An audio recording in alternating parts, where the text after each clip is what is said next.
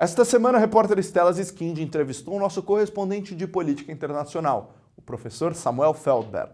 Dia 7 de outubro, completamos um ano da invasão do grupo terrorista Hamas em Israel.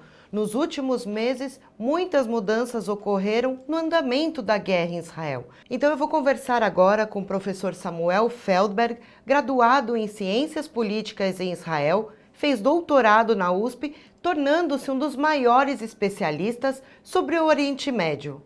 Oi, professor, tudo bem? Desde já agradeço a entrevista, além de toda semana enviar a situação em Israel por mais de 5 anos, trazendo notícias da política. Olá, Stella. É um prazer participar dessa entrevista com vocês. E Samuel, hoje você acredita que se o Hamas libertasse todos os reféns, a guerra terminaria? Ou agora Netanyahu e o governo israelense estão determinados a eliminar completamente o grupo terrorista? Não se acredita que haja possibilidade de encerrar essa guerra, mesmo que, hipoteticamente, o Hamas libertasse os reféns. E eu digo hipoteticamente porque todas as negociações que aconteceram até agora levaram a uma exigência do Hamas de fazer essa libertação dos reféns em algumas etapas, com a libertação paralela de uma enorme quantidade de terroristas do Hamas, a maioria deles responsável por atentados que mataram cidadãos israelenses.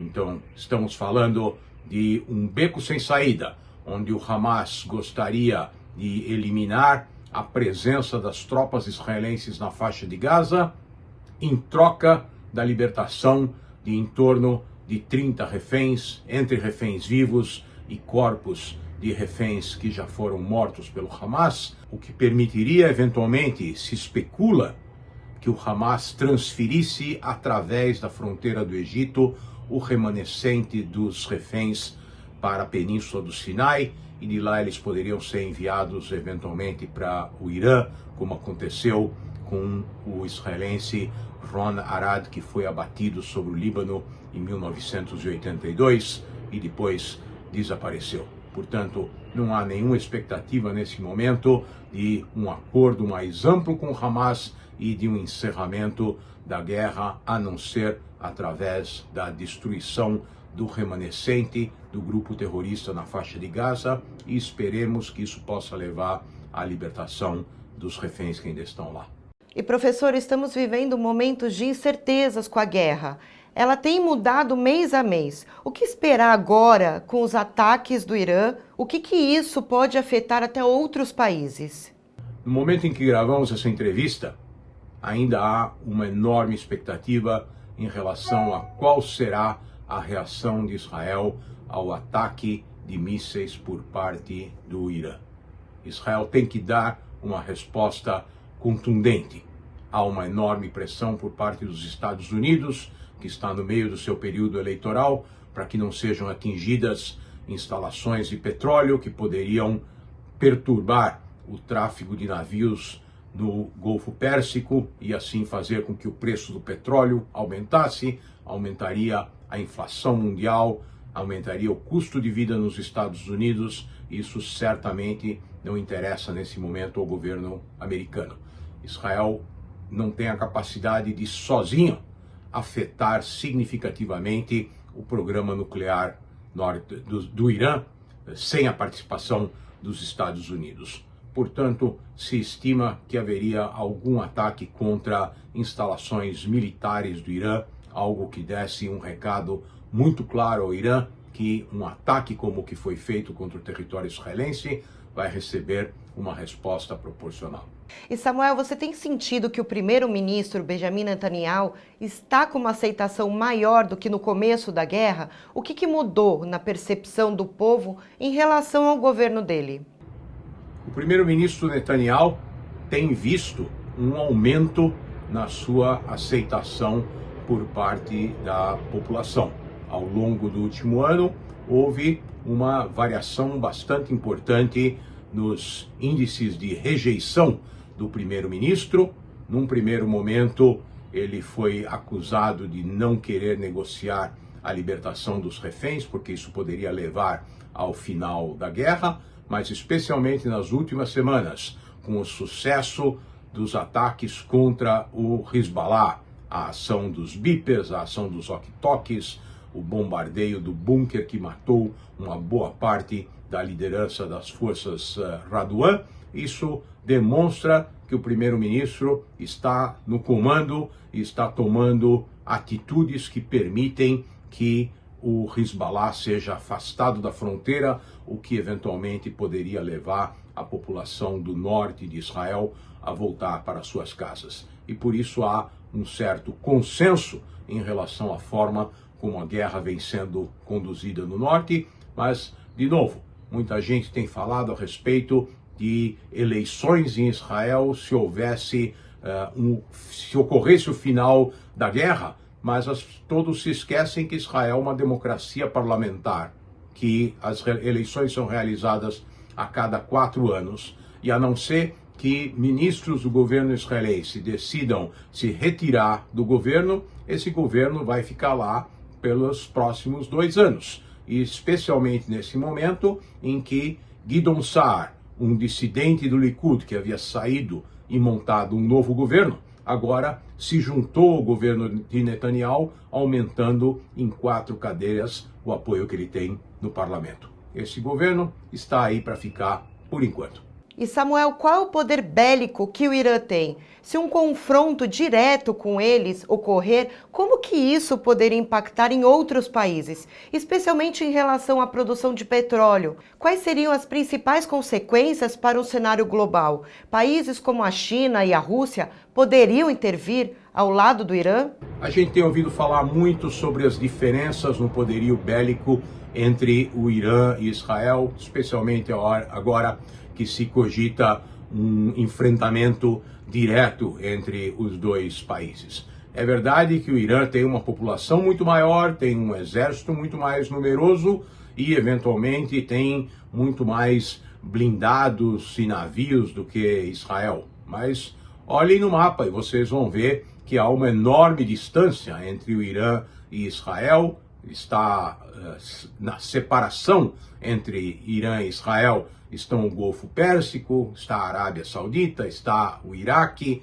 a Jordânia, portanto, não há nenhuma expectativa de um confronto direto nos moldes de uma guerra na fronteira de 2 países.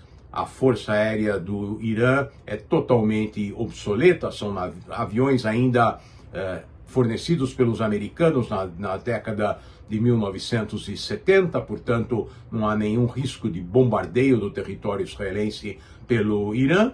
O que o Irã tem é um arsenal de mísseis muito poderoso e que, se não existisse a proteção antiaérea que Israel construiu, poderia causar um enorme dano à população israelense. E Israel, sim, tem uma capacidade enorme para atingir o território do Irã, com uma força aérea muito moderna, uma relativamente limitada capacidade de reabastecimento no ar, o que é necessário para que os aviões possam bombardear o território iraniano e voltar para o território israelense, a não ser que haja algum acordo para aterrissar os aviões em algum país vizinho do Irã. Tudo isso são especulações, estratégias muito bem planejadas que não são totalmente de domínio público.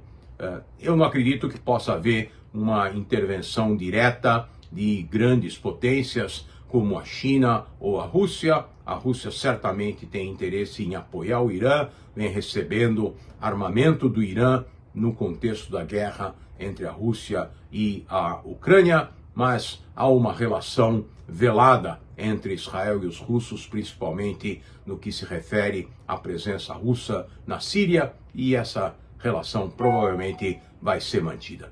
Além do exército de reservistas e da tecnologia de ponta que Israel possui, como que você vê o sistema de defesa israelense em comparação ao resto do mundo?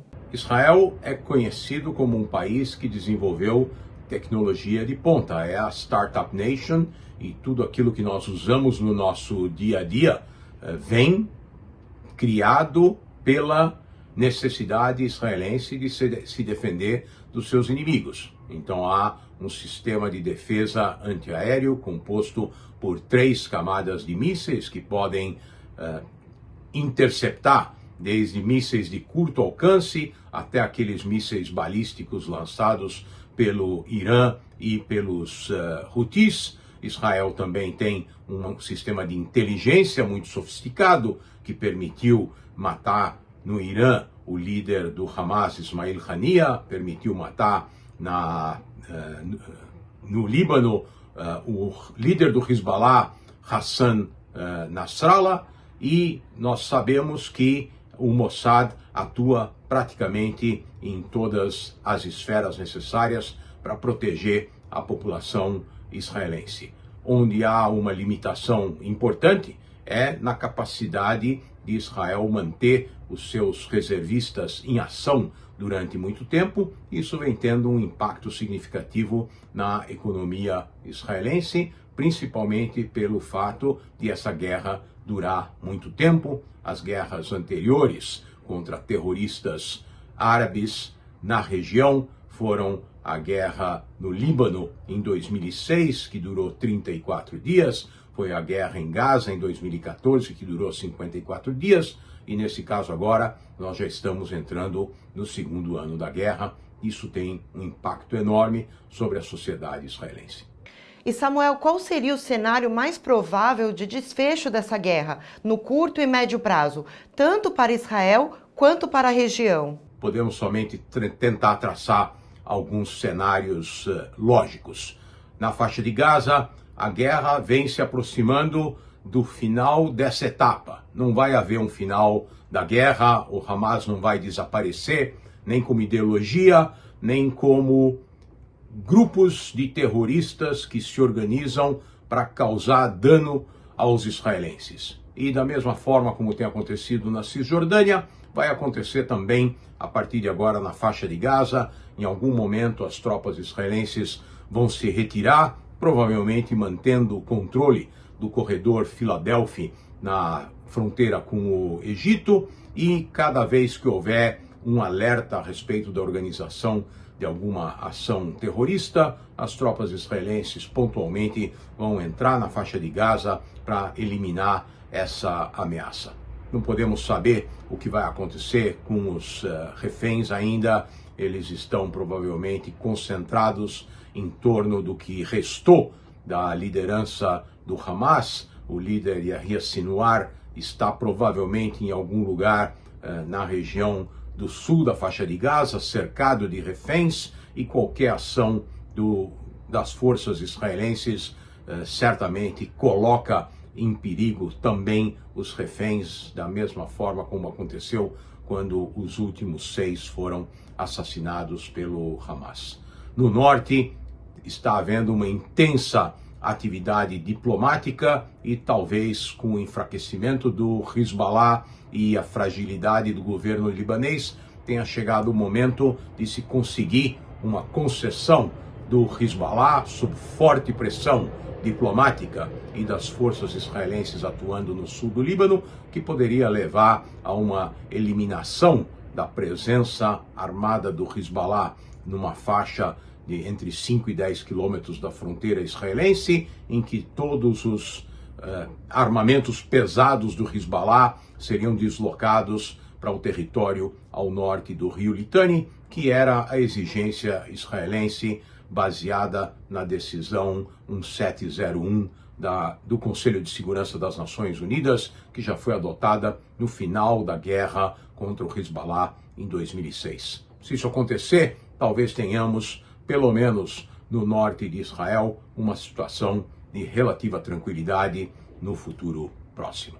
E Samuel, conta um pouquinho desse livro, a coletânea Decifrando o Oriente Médio, que você lançou há pouco tempo. Para quem se interessa pelo Oriente Médio, esse livro é uma coletânea dos artigos que eu escrevi ao longo dos últimos quase 30 anos, desde que eu comecei o mestrado em 1996. Naquela época ainda se vivia a euforia de Oslo, aqueles acordos que teriam trazido a paz entre Israel e os palestinos e que se desvaneceram em torno dos ataques terroristas perpetrados pelo Hamas ao longo dos anos seguintes. E depois temos uma longa trajetória de relações entre Israel e os palestinos, relações entre Israel e países árabes da região, a presença dos Estados Unidos e a sua influência sobre o que acontece no Oriente Médio e, finalmente, em 2020, os Acordos de Abraão, que vão iniciar uma nova era nas relações entre Israel e os seus vizinhos no Golfo Pérsico. Tratamos também, nesses artigos, das relações com o Irã e como o Irã despontou como o principal inimigo do Ocidente na região. Espero que vocês desfrutem da leitura. Obrigada, Samuel, pela entrevista e por toda semana atualizar o nosso programa e a comunidade judaica com a política em Israel. Obrigado a todos pela audiência. Espero que todos tenham tido um jejum tranquilo nesse Yom Kippur que passou, que tenhamos um ano mais tranquilo nesse ano que se inicia. E para aqueles que se interessam pelo tema, eu quero anunciar que foi lançada a segunda edição da coletânea de artigos que eu publiquei ao longo dos últimos 30 anos. Está aqui para todos que se interessarem. Ele pode ser adquirido no meu site www.profeldberg.com.br. Desejo a todos uma ótima leitura e nos vemos, como sempre, na semana que vem. Até lá. Gimar Hatimatová, Samuel, muito obrigada.